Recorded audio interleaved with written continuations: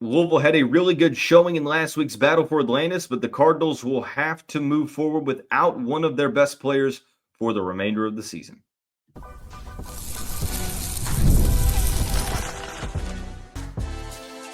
You are Locked On Louisville, your daily podcast on the Louisville Cardinals. Part of the Locked On Podcast Network, your team every day. Card Nation, what's going on, everyone? Welcome into the second Monday episode of the Locked On Louisville podcast. I'm your host, Dalton Pence. This is my fifth year covering the University of Louisville, third year hosting this show, and I want to take the time to thank you all for making us your first listen of the day. Just a reminder, the show is free and available on all streaming services 5 days a week, your team every day. Today's episode of the show brought to you by FanDuel. New customers can place a $5 bet, and you'll get started with $150 in bonus bets if you win that first $5 bet. All you have to do is visit FanDuel.com to get started. The Louisville Cardinals finished 2-1 in last week's Battle for Atlantis tournament, second place. Pretty good showing on the court, but some really unfortunate news. Kasean Pryor will miss the remainder of the 2024-25 season with a torn ACL. We'll discuss how Louisville moves forward without him, how they deal with the pretty heavy injury bug early on in the season, and we'll answer whether or not expectations need to be adjusted as we go through the remainder of the season. We'll talk about this past week first. It was a really good showing in the Bahamas for Pat Kelsey's team. We talked about this being a major test.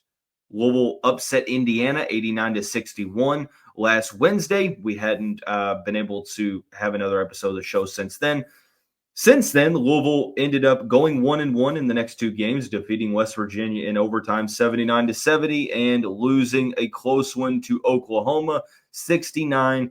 The Cardinals are currently 5-2 going into another tough week in the early season, but it was a really good showing in the battle for Atlantis. We talked about how before the tournament, we wanted to see that interior toughness. We wanted to see Louisville just being able to show that they can go toe-to-toe with these teams, and they did all that and more. I would argue that just beating Indiana is a successful trip to the Bahamas on the court, but beating West Virginia in a very gritty victory was nice, and then going toe-to-toe with Oklahoma, even though we felt like maybe Louisville should have won that game, but they had too many mistakes, but they went toe-to-toe with the Oklahoma team that's probably going to be ranked this week. So going 2-1, it's funny. We talked about before the tournament that the past two times that Louisville had participated in this tournament in 2012 and 2016, both of those times they finished runners-up. They finished second. They lost to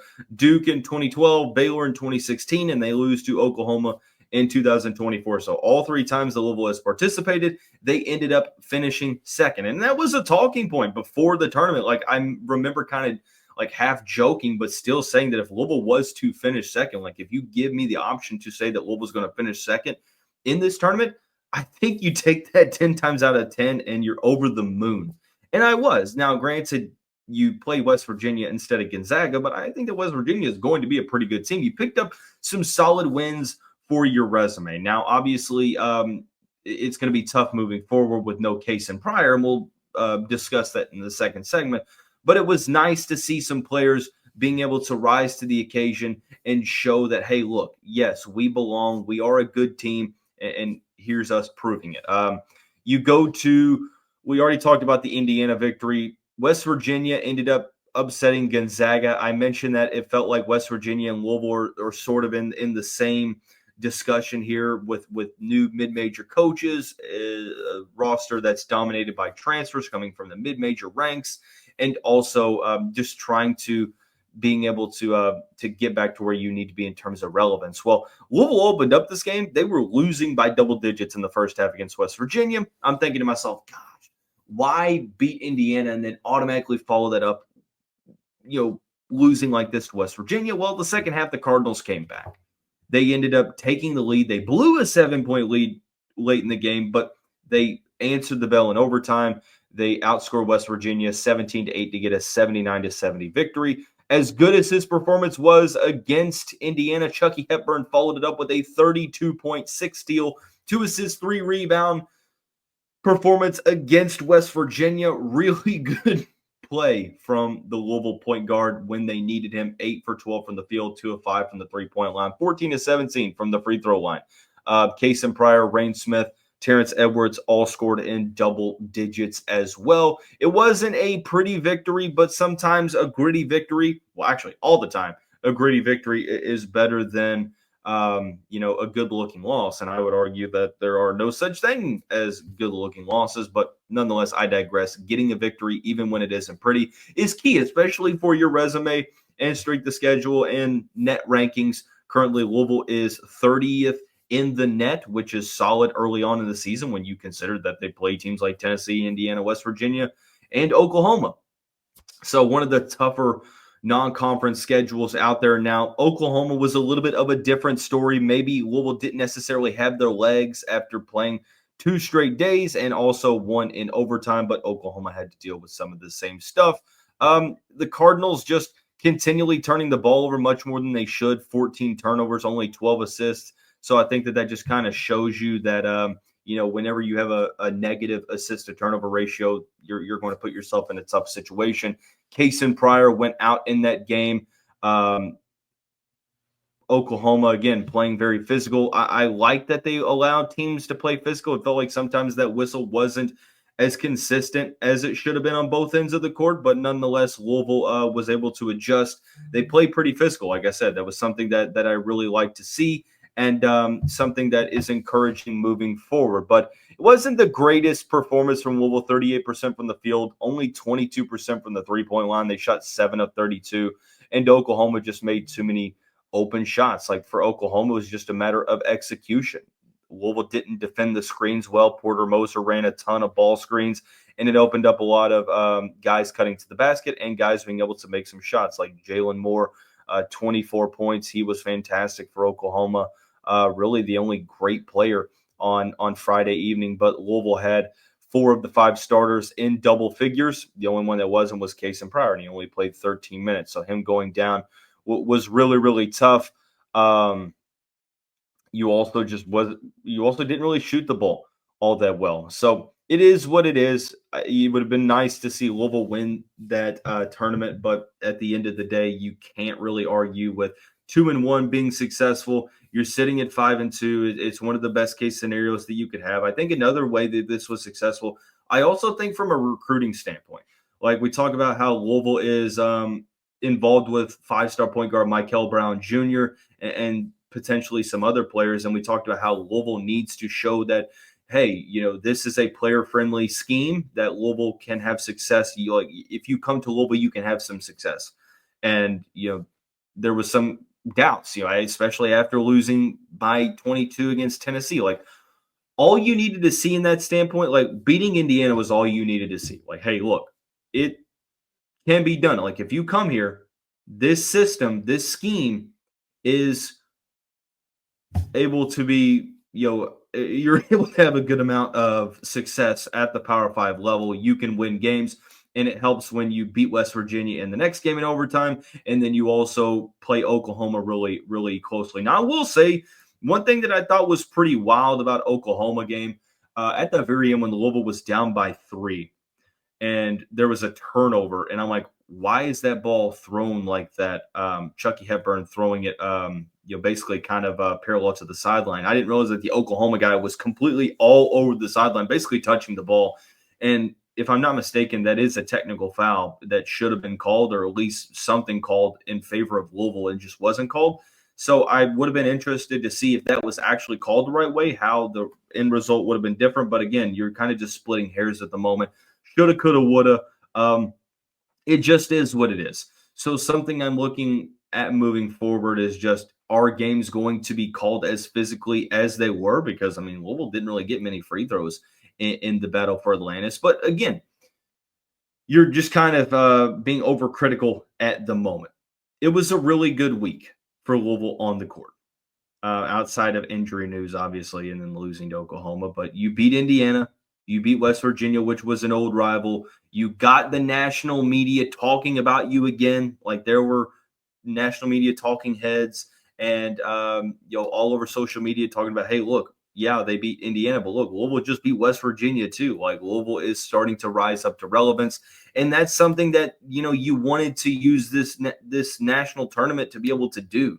It's not going to all come back in one day. Obviously, it's not going to come back in one game. But when you have this showing on national TV to be able to win 2 out of the 3 games and be competitive in the third, I think that is a really good measuring stick type tournament for the Louisville Cardinals. I wish moving forward we're talking about a team at full health, but unfortunately Louisville's already been bitten by the injury bug, and now some really unfortunate news came out on Monday morning, kind of confirming some of the worst case scenarios. Kasean Pryor will miss the rest of the 2024-25 season with a torn ACL.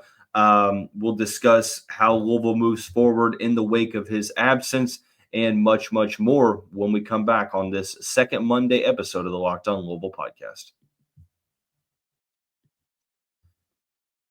Cardinal fans, I racked up big time on FanDuel this weekend with all of the college basketball, college football, and NFL action. America's number one sportsbook is FanDuel right now. I wish I had this opportunity, but if you're a new customer, you can bet $5 and get $150 in bonus bets if you win. You download the FanDuel Sportsbook app. It gives you everything you need to place live bets on the NFL all in one place. So when you get a hunch in the middle of the game, you can check out the latest stats, view live play-by-play, and so much more on the same page where you place your bets. All you have to do is visit FanDuel.com to join today. You'll get started with $150 in bonus bets when you win your first $5 bet. That's FanDuel.com. Never waste a hunch and make every moment more with FanDuel, an official sportsbook partner of the NFL.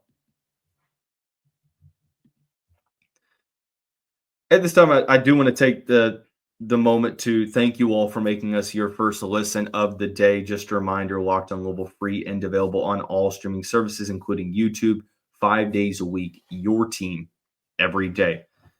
I was really hopeful that it wasn't worst case scenario with Kasean Pryor's injury. It looked really bad, really couldn't put much weight on it on Friday evening. There was a play that should have been called an offensive foul in Oklahoma, like the ball handler, I don't know who it was, but full arm extension basically pushed Chucky Hepburn into Kasean Pryor's knee. Kasean Pryor, it looked like that knee hyperextended backwards, and he wasn't able to put much weight on it at all, had to be helped to the bench. He was in a wheelchair at the end of the game on the end of the bench, and it seemed like rumors were swirling, and we were just hoping that it wasn't worst case scenario. And unfortunately, the news came out on Monday on his Instagram and confirmed by the university that Kasean Pryor would miss the rest of the 2024-25 season. And just absolutely brutal news for this Louisville team that is just continually exceeding national expectations. But I mean, I keep coming back to heartbreaking. It's heartbreaking for the university in year one of Pat Kelsey. It's heartbreaking for Kasean Pryor. I mean, you talk about Chucky Hepburn, Terrence Edwards, Javon Hadley, Kasean Pryor coming to Louisville to get the Cardinals back to the NCAA tournament. And Louisville has just dealt with an extremely unlucky series of unfortunate news. So Kasean Pryor missing this season is huge on the offensive and defensive ends for Louisville. I know that he hadn't been shooting the ball all that well from three, but Kasean Pryor was one of Louisville's best offensive players. One of the more versatile guys on the team, can play multiple positions, the third leading scorer on the team, also the team's second leading rebounder, and I think the third leader in blocks. But nonetheless, I mean, you're talking about a player that is a veteran guy that can do a bunch of things on the offensive end and also on the defensive end, like switchable on defense, versatile, can guard sometimes the 3 through the 5, depending on the personnel opposite of him. Good opportunistic rim protector. Personally, for me, the impact goes beyond the box score with Kasean, even when he's not shooting the 3 ball all that well. Just the thought of having him on the court makes defenses respect his presence, because he can hit that jump shot. He can take it to the rim, really versatile with his size, especially when you don't have a Boubacar Traore in the front court for the next couple of weeks. It's going to be tough to be able to mask over that. But Louisville's going to have to be able to step up, and it's not just Kasean Pryor. It's not just an injury to him, because Louisville has been dealing with the injury bugs to now. You're in a really, really tough situation. I remember thinking to myself, okay, you have 13 scholarships, using 2 on guys that are automatically redshirting this season to give yourself only 11 available players. Like, yeah, in theory, like, it would be nice, but you also have to maintain a clean bill of health, because a couple of injuries and it could make things pretty interesting. And unfortunately, we're not really in a month into the season, and Louisville has 3 key injuries to 3 key contributors. To the point right now, going into the Tuesday game against Ole Miss, the Cardinals have 8 healthy players. I know Pat Kelsey likes to substitute, but something's going to have to change, because you're not going to be able to run the system that you usually run, where you sub 10 guys in, because you only have 8, and you have to be mindful of health as well. You don't have Kasean Pryor for the season. Abubakar Traore broke his left arm, and he's out for. I would probably say, in my opinion, this is just intuition. This is no inside information, but it was like 6 to 8 week timeline. When he got hurt, it was announced before the Bellarmine game. So I'm saying that he's probably not going to be back until probably January, in my opinion, maybe a little bit earlier, hopefully. But you have 2 players in the front court, 2 starting level players that are out, and then Corin Johnson with the shoulder issue. We don't have much news on that front, and I think just because we don't have much news, that doesn't make me feel good. Like I said, there's no inside information here, but he had a shoulder issue at Washington. It's another shoulder issue here. So that doesn't make me feel the greatest about his availability at the moment, because we haven't heard anything. Like, we hear that he's game to game, day to day, or whatever, or however Pat Kelsey sort of discusses it. But we haven't seen Corin Johnson since the second game of the season. He has missed, 5 games now? And we still haven't heard anything else leading up to this point. Like, Bellarmine was the 19th of November. Here we are 2 weeks later, and we still know just as much as we did on November 19th.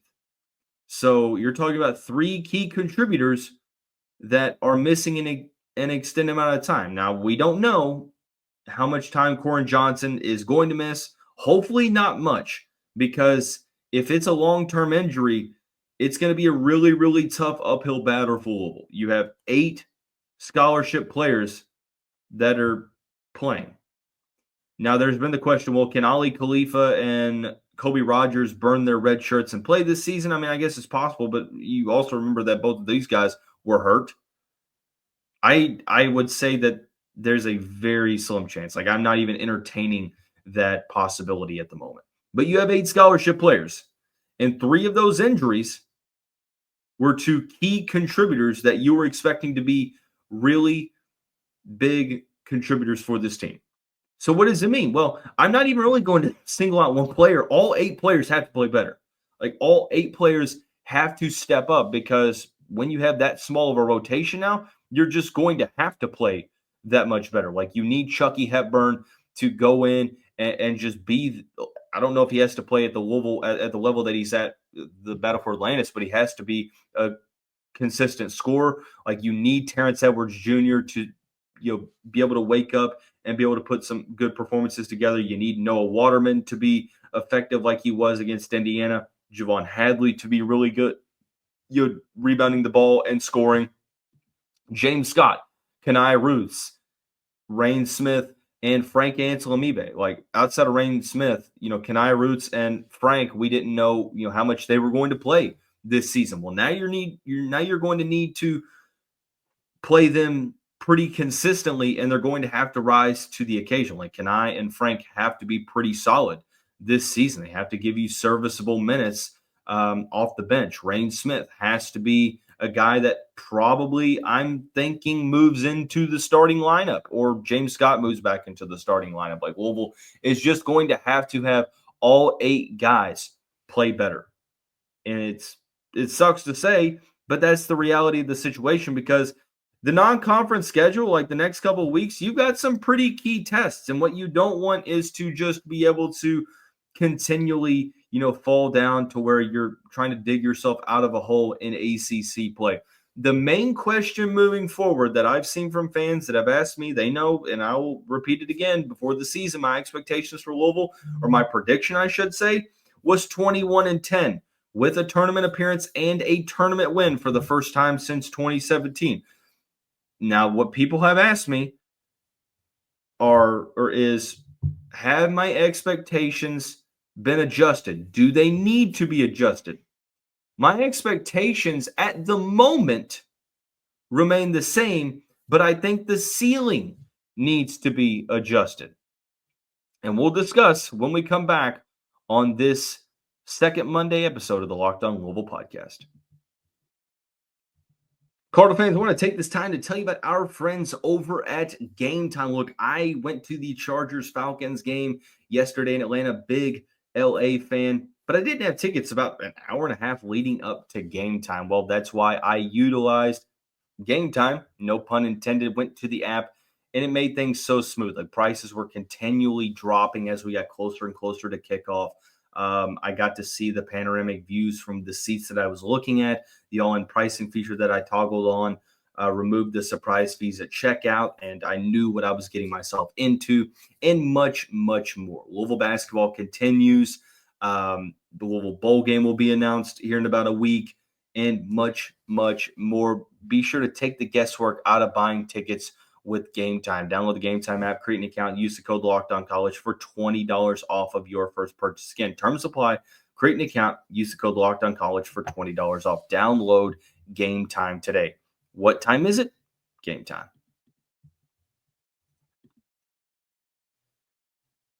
The $1 million question that I've been asked over the past couple of days was that if Kasean Pryor was going to miss an extended amount of time or miss the entirety of the remainder of the season, would expectations be adjusted? And I think that the expectation, which is making the NCAA tournament, right now, I'm not changing the expectation. But again, it's fluid because I want to see how this team does without Kasean Pryor. I want to know more about the Corin Johnson injury before I start to make those adjustments. Now, the ceiling gets adjusted. Do I think that Louisville wins 21 games with no Kasean Pryor and possibly no Corin Johnson and no Abubakar Traore for the next month or so? Probably not. Do I think they win a tournament game? I mean, maybe it's possible depending on the matchup, but I don't know. Do they make the tournament? I'm still hopeful. Like, I'm holding out that hope because you saw Chucky Hepburn look really good. Rain Smith is a really good shooter. James Scott played good minutes. Juwan Hadley and Terrence Edwards are still good players. And then Noah Waterman has played good in the battle for Atlantis. Like, the hope here is that Louisville steps up and rises to the occasion. But the expectations I'm not touching at the moment. The ceiling I will adjust. I think that your ceiling lowers with no Kasean Pryor. When you lose one of your projected top 2 or 3 players, yeah, the ceiling's going to be adjusted, especially with the other losses that you have. So let's take a look at it. Louisville is currently sitting at 5-2. These next couple of weeks, like these next 2 weeks or so, will really tell me everything I need to know or what I need to know in terms of the expectations. Because you have 4 games, one against Ole Miss tomorrow on Tuesday. You have Duke on Saturday. UTEP, which you should win next week. UTEP is 5-2, but still you should win that game. And then you have at Kentucky. So you've got really, really challenging tests coming up over the next couple of weeks. If Louisville loses all 3 of those, and let's say after that UK game, you're sitting at 6-5, right? I think then you might tinker with expectations a little bit, but truthfully, I think I need to see a little bit more because I would like to see them play Florida State. I think here's where I'm looking at it. After the North Carolina game, unless Louisville's just getting blown out consistently, if they're keeping it close, maybe they're losing to Ole Miss and Duke and Kentucky, but they're keeping it respectable. After the North Carolina game, that's when I'm going to focus on expectations. Because my prediction was that they were going to not only make the tournament, but win at least one game. So the ceiling changes here, my prediction changes, but making the tournament. I know some will say, well, if you get to 500, I feel like it's a successful season with the amount of injuries. I'm not going to argue that whatsoever currently. I won't. I'm still just going to hold out hope until I see more. Because when you think of this emotionally, from an emotional standpoint, yes, losing Kasean Pryor, losing these players, it's going to hurt. But you do bring Abubakar Traore back at some point this season before you get into the full swing of ACC play, hopefully. The hope is that Koren Johnson at some point is able to come back, and that will be a big boost for your backcourt. But until I hear some more news on that front, until I see how Louisville plays without Kasean Pryor, now without these guys, I can't really say anything for sure. Now, again, like I said, if Louisville is just continually getting blown out and they're not competitive against Ole Miss and Duke and Kentucky, and maybe they lose to Florida State and they don't look good against North Carolina, yes, you can change expectations. But just because I'm not changing them right now doesn't mean I'm not going to in the next couple of weeks. Like, this is obviously a changing thought here. We're having to focus on what's going to happen. And what I'm hoping, my hope is that Louisville beats Ole Miss, because if you can beat Ole Miss, I think that you regain some of that momentum again. And it shows you that, hey, look, you can still go toe-to-toe with these teams. You're showing not only yourself, but the fan base and the rest of the country, like, hey, look, yes, we're dealing with the injury bug. We got handed a tough hand in cards, no pun intended. But look at what we're going to do. We're going to weather the storm until we get Traore back, until we hopefully get Koren Johnson back, and we'll see what happens. That's the hope. It was never going to be an easy non-conference schedule. Kentucky and Duke look good. Hope is that you can beat Ole Miss and be competitive against those other two teams. So we'll see how things go. The mantra here that I'm trying to just continually repeat, because I know some people will comment saying there's no way that Louisville's going to make the tournament or have a winning record with no Kasean Pryor with all these injuries. Okay, I respect your opinion. But again, I'm saying that right now on December 2nd at 6 p.m. Eastern time, I'm not adjusting my expectations just yet. The expectation for me remains making the NCAA tournament, because I think that you're going to have a chance to make up some ground in the ACC. ACC doesn't look as strong as maybe some thought, myself included. So we'll see what ends up happening. We'll see how Louisville ends the non-conference slate. But if the Cardinals can stay above water and stay afloat, I think they have a chance still to make the NCAA tournament. Now, if they don't, will this season be a complete failure? No, because you've dealt with so many injuries. But you're showing that Pat Kelsey can make those in-game adjustments. Guys can step up and be big-time players. But it's going to take the whole team to do so. So we'll see. We'll learn a lot about this team against Ole Miss tomorrow. But that's going to wrap up this second episode of the Monday edition of the Locked On Louisville podcast. We'll see you right back here very soon.